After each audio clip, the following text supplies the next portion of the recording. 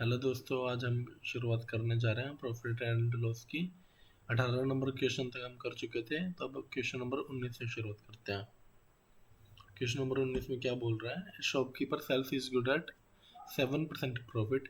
Had he sold it for 4 to 4 8 more, he would have gained 13% profit. Find the cost price of good. तो इस प्रकार के क्वेश्चनों में क्या करना है हमको? मान लेते हैं कि इसका कॉस्ट प्राइस है 100। अब इनिशियल प्रॉफिट उसका 7% है, तो उसका सेलिंग प्राइस हो जाएगा इनिशियल IASP 107, क्योंकि उसका प्रॉफिट 7% है। तो cost price plus profit equals to selling price. अब वो कह रहा है कि he would have gained 13% profit. अगर उसने 4 to 4 8 में अगर बेचा होता तो उसका 13% प्रॉफिट होता, तो फाइनल सेलिंग प्राइस कितना होगा? 113। अब इन दोनों के बीच का गैप आ रहा है 6 यूनिट, और ये 6 यूनिट एक्चुअल में है कितना? 4 to 4 8 के इक्वल है। तो 1 यूनिट कितना हो जाएगा? 708। और अपने को निकालना क्या? गुड कॉस्ट प्राइस निकालना। कॉस्ट प्राइस हमने 100 यूनिट एज्यूम किया था। 1 यूनिट की वैल्यू है 708, तो 100 यूनिट की वैल्यू आएगी 70800। अगला क्वेश्चन करते हैं। ए shopkeeper sales his goods at 20% profit. Had he purchased it for 10% less and sold it for 18 less, then he would have gained 30% profit. Find the cost price of good. इसमें भी same तरीके से करना है। मान लेते हैं कि इसका इनिशियल कॉस्ट प्राइस था 100। उसने अपने गुड्स को 20% प्रॉफिट पे बेचा, तो उसका इनिशियल कॉस्ट सेलिंग प्राइस हो गया 120। Had he purchased it for 10% less and sold it for ₹18 less, अब उसको कह रहे हैं कि उसने 10% लेस पे खरीदा होता, मान लो उसका ये हो गया इनिशियल कॉस्ट प्राइस, ये हो गया final cost price, and sold it for 18% 80 rupees less, then he would have gained 30% profit. अब इसमें ध्यान देने की बात है कि 30% प्रॉफिट ये 100 पे नहीं होगा, ये 30% प्रॉफिट होगा 90 पे। तो 90 का 30% हो जाएगा, ये निकाल लेते हैं, 90 का 30% हो जाएगा 27। तो ये आ जाएगा 117, ये आ जाएगा फाइनल सेलिंग प्राइस। अब इन दोनों का गैप है 3 यूनिट, और एक्चुअल में कितने रुपीज लेस हुआ है? 18। तो 1 यूनिट की वैल्यू आ गई 6, और हमें निकालना क्या? Find the cost price of good. Initial selling price हमने 100 एज्यूम किया था, जो कि 1 यूनिट 6 है, तो 100 आ जाएगा 600। अगला क्वेश्चन करते हैं। A trader sold an article at a gain of 20% profit. Had he purchased it for 40% more and sold it for ₹24 less, then he would have incurred a loss of 20%. What is the cost price of an article? ये भी same question है। मान लेते हैं कि initial cost price है 100।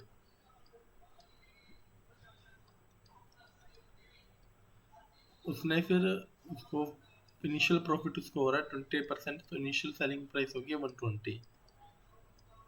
Had he purchased it for 40% more, तो उसका फाइनल कॉस्ट प्राइस हो जाएगा, new cost price 140 and sold it for ₹24 less, he would have incurred a loss of 20%। तो 140 का 20% हो जाएगा 28, तो उसको 28 का घाटा होगा।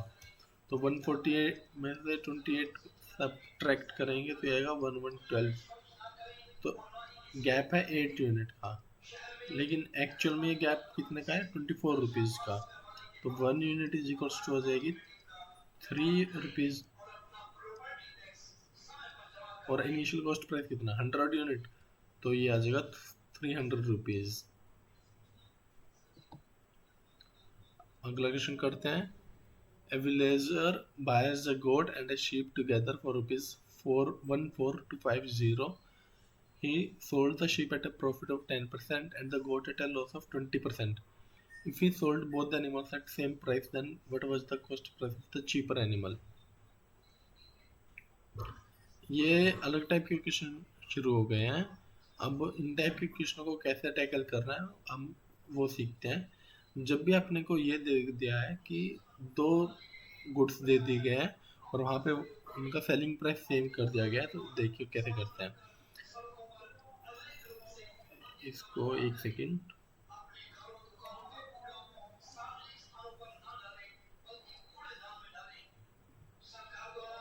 एक शीप है, एक गोट है। He sold the sheep at 10% profit, ये कॉस्ट प्राइस हो गया। यहाँ पे प्रॉफिट या लॉस होगा, यहाँ पे सेलिंग प्राइस होगा। He sold the sheep at profit of 10%। 10% को लिख सकते हैं 1/10, ये होगा कॉस्ट प्राइस, ये होगा प्रॉफिट। तो यहाँ पे +1, कॉस्ट प्राइस 10 और सेलिंग प्राइस कितना हो जाएगा 11। सिमिलरली गोट 20% है, 20% को अगर हम फ्रैक्शन में लिखेंगे तो 1/5 आएगा। तो ये कॉस्ट प्राइस आ जाएगा 5, ये लॉस इनकर्ड हो रहा था, ये सब्ट्रैक्ट होगा, ये -1 आएगा, सेलिंग प्राइस आ जाएगा 4।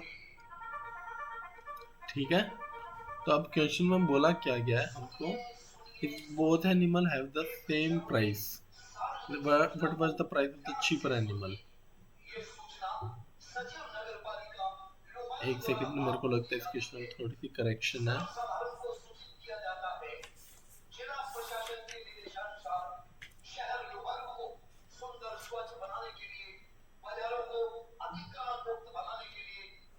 हाँ ठीक है, if he sold both animal eight same price, इस शब्द पे ध्यान देने की बात है कि उसने दोनों आर्टिकलों को सेम दाम पे बेचा, मतलब इन दोनों का सेलिंग प्राइस सेम होना चाहिए, लेकिन हमारा सेलिंग प्राइस अलग अलग आ रहा है। यहाँ पे 11 यूनिट आ रहा है, यहाँ पे 4 यूनिट आ रहा है। तो हम यहाँ पे क्या करेंगे, इनका एलसीएम ले लेंगे। इन दोनों का एलसीएम क्या आएगा 44। तो इसको 44 बनाने के लिए इसको 4 से मल्टीप्लाई कर दो। अगर इधर से 4 से मल्टीप्लाई हो रहा तो ये भी 4 से मल्टीप्लाई होगा, यह भी 4 से मल्टीप्लाई होगा, और इसको 11 से मल्टीप्लाई कर दो।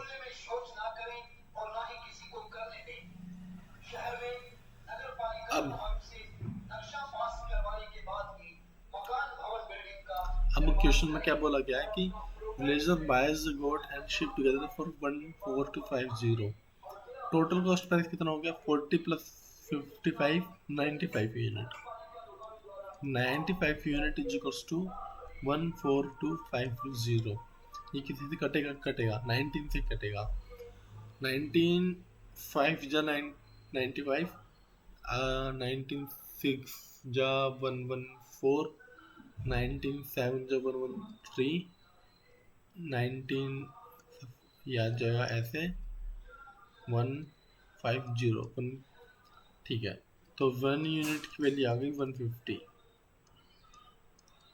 ये आपको कैलकुलेट करके देख लेना, इतना ही आएगा। The cost price of cheaper animal, तो इन दोनों में से चीपर एनिमल कितना होगा, इसकी वैल्यू है 40 यूनिट, इसकी वैल्यू 55 यूनिट, तो चीपर एनिमल शीप होगी। तो 40 × 150, 15 4 जा 60, तो 6000। ठीक है, इस टाइप के क्वेश्चनों को हमें ऐसे ही टैकल करना है। उम्मीद आपको समझ आया होगा। अगला क्वेश्चन करते हैं।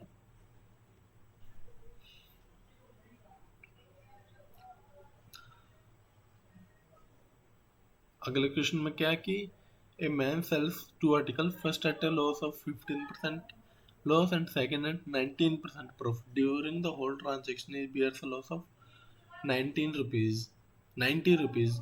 Sales both article at same price. ये भी सेम तरीके से करना है, first article second article, cost price, profit loss, selling price. पहले का कॉस्ट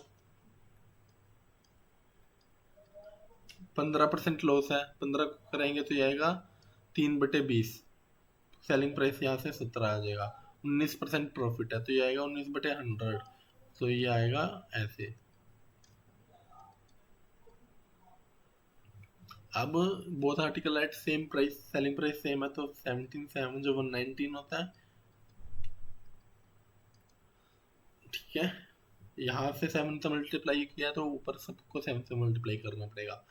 अब कह रहा है कि होल ट्रांजेक्शन में उसको 90 रुपीज़ का लॉस हुआ है, तो होल ट्रांजेक्शन में अपना प्रॉफिट लॉस कितना निकल रहा है, -21 + 19 unit is equals to 90 rupees. तो 2 unit is equals to 90 rupees, 1 unit is equals to 45 unit। अपने को निकालना क्या, then find the cost price of the second article. Second article का कॉस्ट प्राइस कितना हो जाएगा, 4500। तो चलिए दोस्तों, आज इतना ही रखते हैं हम, फिर मिलते हैं आपसे अगले लेक्चर में।